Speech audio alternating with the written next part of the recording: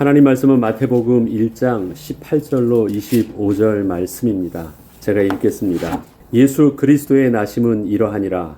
그의 어머니 마리아가 요셉과 약혼하고 동거하기 전에 성녀로 잉태된 것이 나타났더니 그의 남편 요셉은 의로운 사람이라 그를 드러내지 아니하고 가만히 끊고자 하여 이 일을 생각할 때에 주의 사자가 현몽하여 이르되 다윗의 자손 요셉아 내 아내 마리아 데려오기를 무서워하지 말라. 그에게 잉태된 자는 성녀로 된 것이라. 아들을 낳으리니 이름을 예수라 하라. 이는 그가 자기 백성을 그들의 죄에서 구원할 자이심이라 하니라.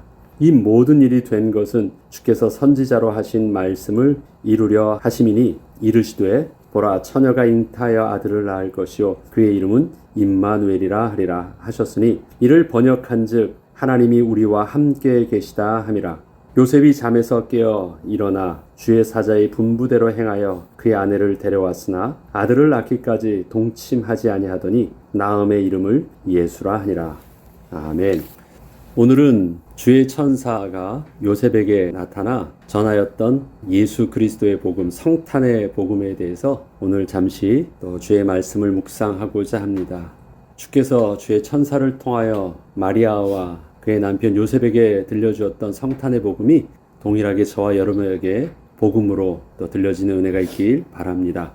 오늘은 예수 그리스도의 태어나심을 기념하는 성탄절입니다.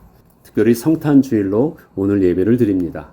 성탄절은 예수님의 탄생을 축하하는 날이지만 좀 더 정확한 의미로는 우리의 구원을 위하여 하나님께서 참 사람의 모습으로 이 땅에 오심을 기념하는 날입니다.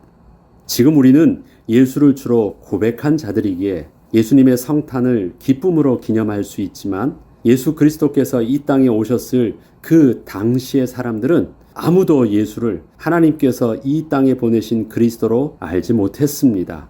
그리고 관심도 없었습니다. 오히려 동방에서 온 박사들의 예언으로 말미암아 예수를 찾아 죽이려 했던 헤롯 왕으로 인하여 주의 천사의 지시함을 받은 요셉은 마리아와 함께 애굽으로 피신을 하게 된 상황에서 예수의 탄생은 소문낼 입장도 되지 못하였었습니다. 이렇듯 하나님께서 자기 백성을 저들의 죄에서 구원하시고 함께 하시려고 이 땅에 오신 그 역사적 순간은 그 중요성만큼이나 그렇게 영광스럽고 기쁜 사건은 되지 못했습니다. 오히려 여행 중에 아기를 낳을 곳도 제대로 마련하지 못해서 마국간에서 태어나셔야 했습니다. 물론 하나님께서 동방으로부터 온 이방 나라의 박사들을 통하여 예수 그리스도를 경배케 하시고 양을 치던 목자들을 통하여 예수님의 나심을 드러내게 하셨지만 그것은 당시 모든 사람들에게 기쁨으로 들려진 소식은 아니었습니다.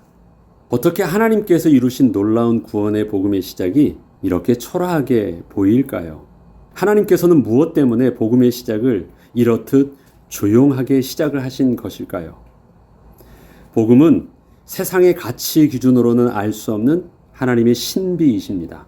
하나님께서 은혜로 믿음의 눈을 열어주지 않으시면 도저히 알 수 없는 영적인 비밀이기 때문에 그렇습니다.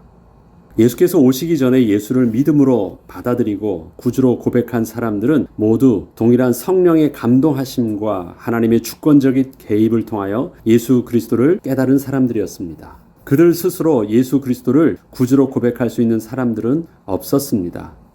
예수 그리스도를 태어나시기 전에 맞이했던 사람은 몇 명이 있죠. 요셉이 있습니다. 그 다음에 마리아가 있습니다. 그 다음에 친적 엘리사벳이 있고요. 또 세례 요한이 있습니다. 옛날이나 지금이나 사람들이 성탄의 기쁨을 제대로 알지 못하고 그들만의 해피 할로데이로 지내는 것은 어쩌면 당연할지도 모릅니다. 하나님의 은혜 없이는 예수를 그리스도로 전혀 알 수 없었기 때문입니다. 이처럼 복음은 수많은 사람의 환영과 소문에 의해서 확산된 비밀이 아닙니다. 사람들은 그저 가난한 목수의 아들로 아무도 모르는 누추한 마국간에서 소리 소문도 없이 초라하게 태어난 평범한 사람인 줄 알았지만 성령의 감동하심을 통하여 그 예수를 주로 고백한 하나님의 사람들을 통해서 증거된 하나님의 주권적인 능력의 비밀이 바로 복음인 것입니다. 복음이란 그 단어의 뜻이 기쁜 소식을 의미합니다. 누군가 내게 들려주는 말이 기쁜 소식이 되려면 상대방이 기쁘고 즐겁게 들려준다고 해서 기쁜 소식이 되는 것은 아닙니다. 소식을 듣게 되는 자가 그 들려주는 소식보다 앞서서 먼저 기쁜 소식을 기다림이 있어야 합니다. 간절히 원함이 있어야 하는 것입니다. 아무런 기다림도 간절함도 갈급함도 없다면 누군가가 와서 아무리 기쁨과 흥분을 가지고 나에게 이러한 소식을 전한다고 해도 그 소식은 나와는 별 상관없는 내용이 되고 마는 것입니다. 예수께서 이 땅에 오실 때 세상은 자신들의 고통이 무엇인지조차 제대로 알지 못하였습니다. 로마의 속국으로 있던 저들의 삶은 정치적으로나 경제적으로 어려웠고 육신은 병으로 지쳐 있었기에 그러한 자신의 형편에서 구원할 다윗 왕과 같은 위대하고 능력 있는 메시아만을 원하고 있었기 때문이었습니다. 저들에게는 예수의 탄생 소식보다 누군가 자신들에게 떡 한 조각을 줄 것이라는 소식이 더 실제적인 기쁨의 소식이 될 수 있었을 뿐이었습니다. 이처럼 예수께서는 온 백성을 향한 놀라운 구원의 계획을 가지고 이 땅에 오신 그리스도이셨지만 저들이 기쁨으로 그 예수를 그리스도로 맞아들이기까지는 오랜 시간이 필요했습니다. 참고로 히브리어에서는 메시아라는 단어가 헬라어에서는 그리스도라는 뜻입니다. 똑같이 기름 부음 받은 자라는 동일한 의미를 가지고 있습니다. 그래서 메시아라는 뜻과 그리스도라는 뜻은 동일한 의미가 있습니다. 그런데 예수 그리스도를 만나기 전부터 예수를 구주로 알고 영접한 자들이 복음서에는 앞서 말씀드렸듯이 기록되어 있습니다. 세례 요한과 예수의 모친 마리아 그리고 마리아의 남편 요셉입니다. 저들은 하나님께서 직접 전도하신 자들이었습니다. 저들은 예수를 대면하기 전부터 성령께서 친히 감동케 하심으로 예수를 구주로 믿게 하시고 받아들이게 하여 주셨습니다. 본문 마태복음 1장 18절로 25절은 마리아의 남편 요셉이 하나님의 사자를 통하여 복음을 듣고 믿음으로 순종하는 모습을 담고 있습니다. 주의 천사가 이렇게 말합니다. 다윗의 자손 요셉아 내 아내 마리아 데려오기를 무서워하지 말라. 그에게 잉태된 자는 성령으로 된 것이라. 아들을 낳으리니 이름을 예수라 하라. 이는 그가 자기 백성을 그들의 죄에서 구원할 자이심이라 하니라. 하나님께서 주의 천사를 통해서 직접 전달하여 주신 말씀이었습니다. 이처럼 마리아와 요셉은 하나님이 보내신 천사를 통하여 직접 복음을 듣고 예수를 구주로 영접한 최초의 사람이여 가정이 되었습니다. 마태복음은 주의 천사가 요셉에게 나타난 부분을 기록하고 있지만 누가복음은 주의 천사 가브리엘이 마리아에게 나타나서 증거했던 내용을 기록하고 있습니다. 그러나 하나님께서 예수를 복된 소식으로 마리아와 요셉에게 전하여 주실 때 저들은 기쁜 소식을 들을 만한 준비가 되어 있지 않았고 간절한 기다림과 또 갈급함도 전혀 없었을 때였습니다. 더욱이 처녀의 몸에서 잉태된 아이를 받아들인다는 것은 인간의 상식으로는 맞지 않는 일이기도 하였기에 그럼에도 불구하고 저들이 하나님의 말씀을 온전히 믿고 순종함으로 그 아이를 자신들의 아들이 아닌 하나님의 아들이요 구주로 믿고 받아들인 것은 오직 성령의 감동케 하심으로만 가능했던 구원의 비밀이었습니다. 하나님께서 마리아와 요셉에게 예수 그리스도의 탄생에 대한 세 가지 복음의 비밀을 이렇게 오늘 본문을 통해서 말씀해 주셨습니다. 저들은 그 말씀을 믿음으로 붙들고 예수 그리스도의 탄생을 기다렸습니다. 그래서 오늘의 본문을 통해서 세 가지 탄생의 복음을 우리가 잠시 나눠보고자 하는 것입니다. 첫 번째, 아들을 낳으리니 이름을 예수라 하라. 그가 자기 백성을 그들의 죄에서 구원할 자이심이라. 아들을 낳는다라는 것입니다. 하나님의 백성을 죄에서 구원할 그리스도가 탄생할 것이라는 말씀이셨습니다. 동정녀 마리아의 몸에서 나실 예수가 바로 우리를 모든 죄와 저주에서 구원할 구주란 사실을 말씀하신 것입니다. 예수께서는 말씀이 육신이 되어 이 땅에 사람의 몸을 입고 오신 참 하나님이십니다. 예수 그리스도의 탄생은 동정녀 마리아를 통하여 실제적으로 일어난 역사적인 사건입니다. 이렇듯 예수 그리스도의 동정녀 탄생은 아담의 죄의 영적인 유산을 물려받지 않고 이 땅에 죄 없으신 분으로 오셨음을 의미합니다. 그래서 우리에게 첫 번째 복음은 예수께서 어떤 설화나 이야기 속에서 나타난 추상적인 분이 아니라 실제적으로 역사적으로 이 땅에 오신 태어나신 참 사람이셨고 참 하나님이셨다는 사실들을 먼저 기억하는 것. 그래서 예수께서 탄생하셨다는 것, 우리에게 성탄절이 의미가 있는 것은 예수께서 이 땅에 오셨다는 것이 사실적인 역사적인 사건이기 때문에 그렇습니다. 우리의 죄 문제가 해결되어졌다라는 것은 느낌이 아닙니다. 그리고 추상적인 이야기가 아닙니다. 역사적인 사건에 근거한 것입니다. 그렇기 때문에 우리의 죄 사함의 비밀이 실질적으로 우리에게 생명을 줄 수 있는 것입니다. 이렇듯 예수 그리스도의 동정녀 탄생은 아담의 죄와 영적인 유산을 물려받지 않고 이 땅에 죄 없으신 분으로 오셨음을 분명히 의미합니다. 그런데 자유주의 신학자들은 예수 그리스도를 참 하나님이시여 참 사람으로 인정하지 않습니다. 저들은 역사적인 예수와 신앙적인 그리스도로 따로 분리하여 예수 그리스도를 말합니다. 예수 그리스도라는 말은 예수는 사람의 이름이고 그리스도라는 것은 타이틀이잖아요. 예를 들어 바이든 대통령 하면 바이든이 이름이고 그의 직분을 말하듯이 예수는 사람의 이름이고 그리스도는 그가 하신 분명한 직분, 타이틀입니다.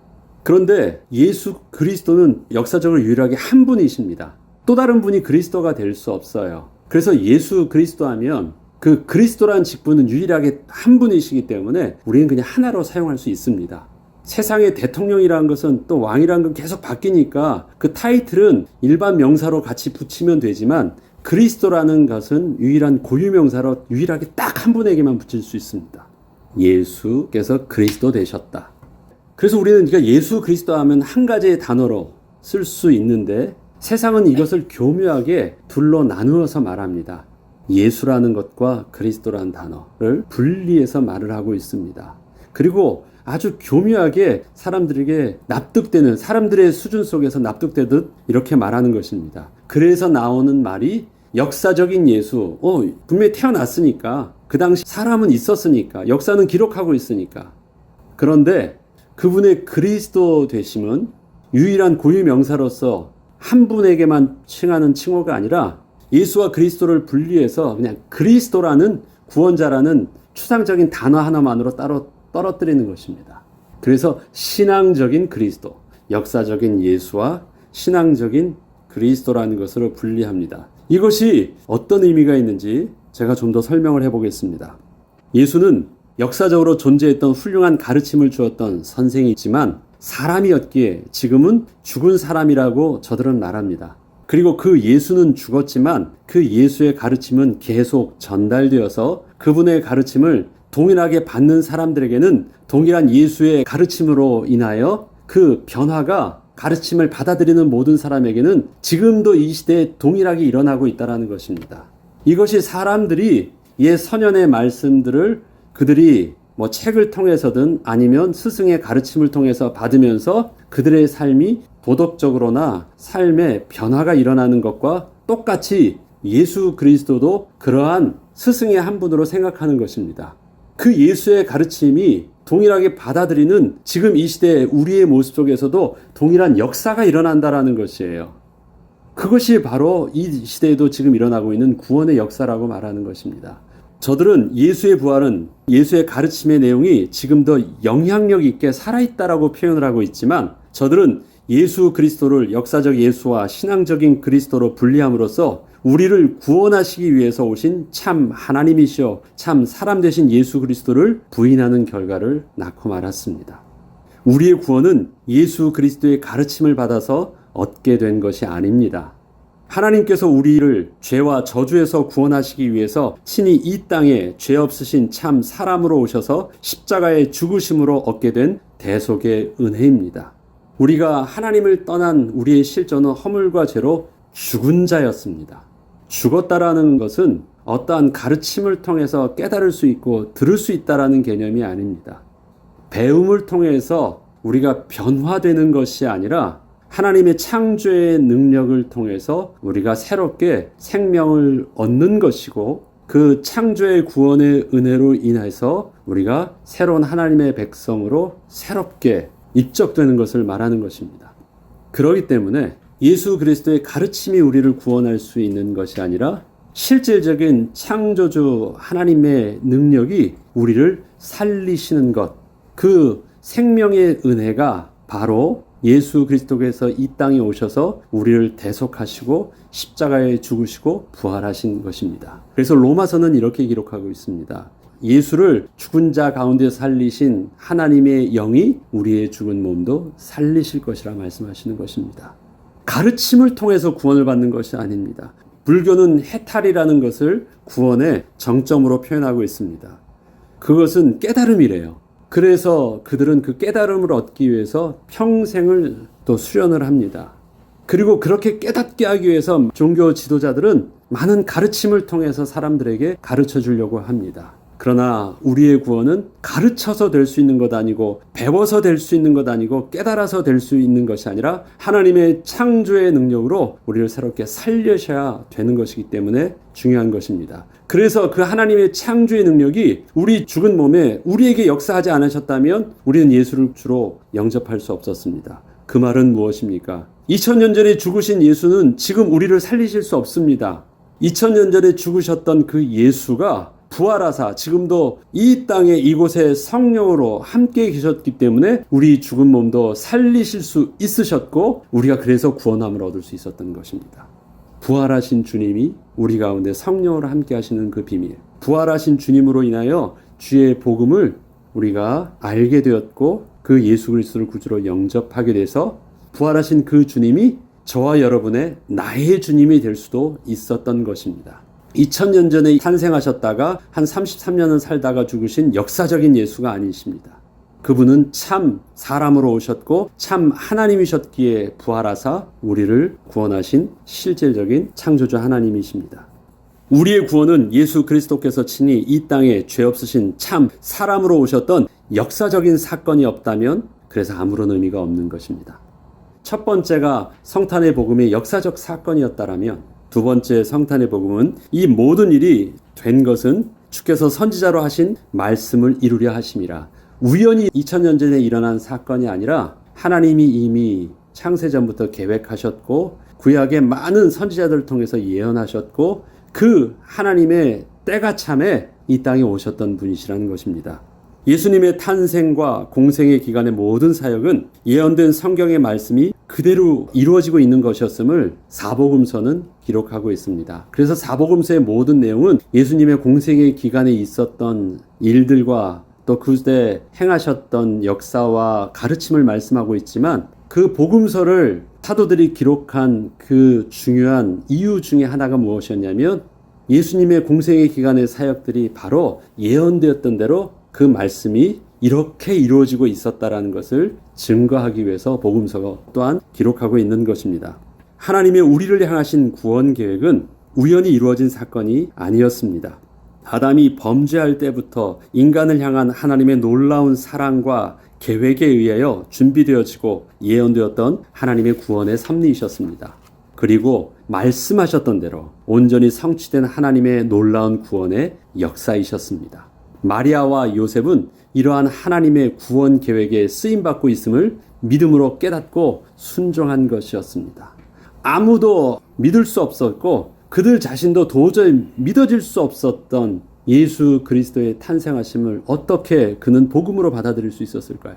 앞서 말씀드렸듯이 성령 하나님의 감동하심과 은혜였습니다.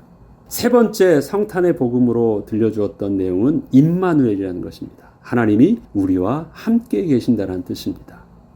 하나님을 떠난 인간에게 가장 필요하고 가장 복된 것, 그 다음에 가장 시급한 것은 다시금 하나님께서 우리와 함께 하시는 것입니다.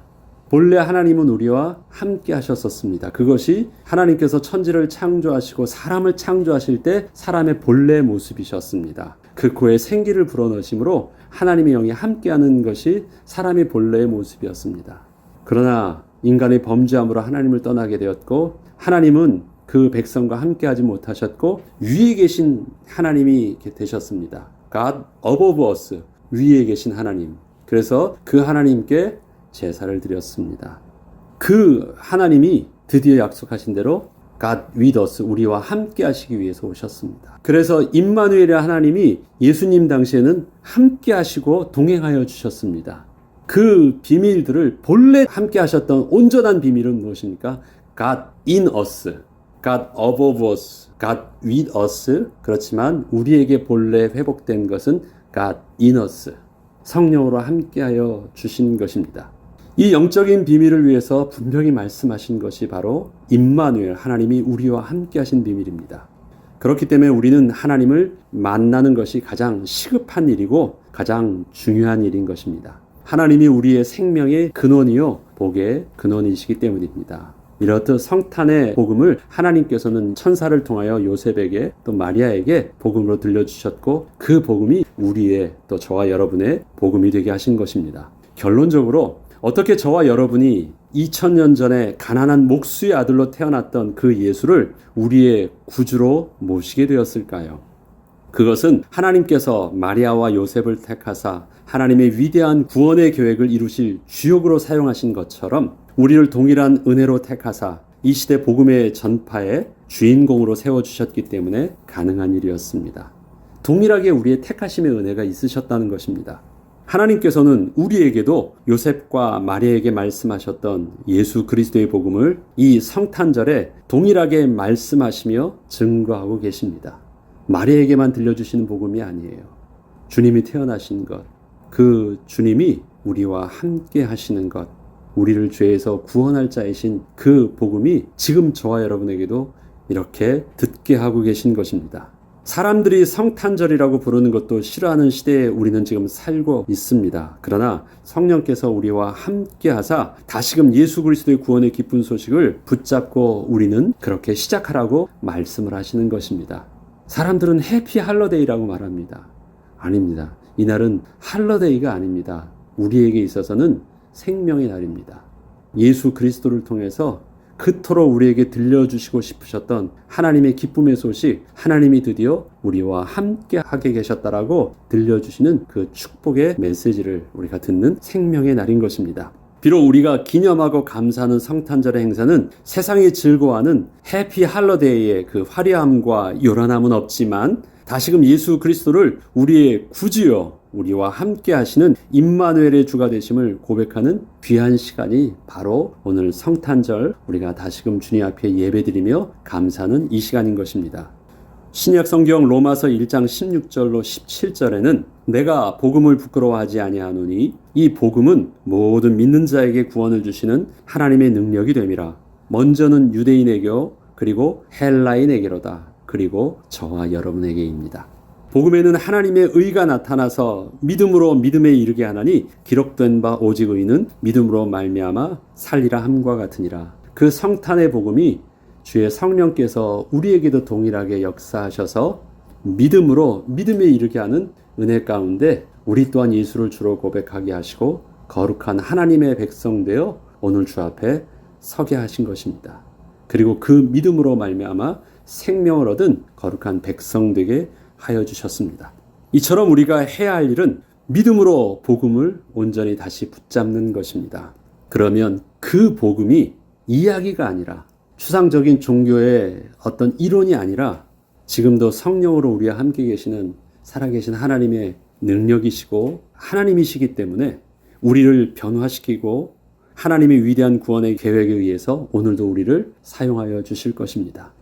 하나님이 오늘도 우리와 함께 하셔서 또 올 한 해도 그렇게 이끌어 주셨던 것처럼 또 새롭게 시작하는 또 새로운 한 해에도 그렇게 인도하여 주시길 주의 이름으로 축복합니다. 기도하겠습니다. 하나님, 2000년 전에 동정녀 마리아를 통해서 잉태하시고 성탄의 복음을 주의 천사를 통해서 들려주셨던 그 복음이 지금도 우리에게 동일한 복음 되게 하여 주심을 감사합니다. 그 생명의 비밀이, 그 복음의 비밀이 동일하게 믿음으로 붙잡은 우리를 통해서도 동일하게 역사되는 하나님의 창조의 능력 되게 하여 주심을 감사합니다. 이 복음이 우리를 살리고 우리의 가정을 살리고 또 올 한 해도 그 복음으로 인하여 은혜를 누리게 하셨던 것처럼 이제는 이 복음이 우리들도 동일한 복음을 전할 사명자로 서게 하시고 증거하는 거룩한 백성으로 또 시작되게 하여 주시옵소서. 그 은혜의 비밀을 통해서 이제는 주님과 동행함으로 새롭게 더욱더 역동적으로 거룩한 주의 백성으로서의 삶을 온전히 감당해 나가게 하여 주옵소서. 감사드리며 우리 주 예수 그리스도 이름으로 기도합니다. 아멘.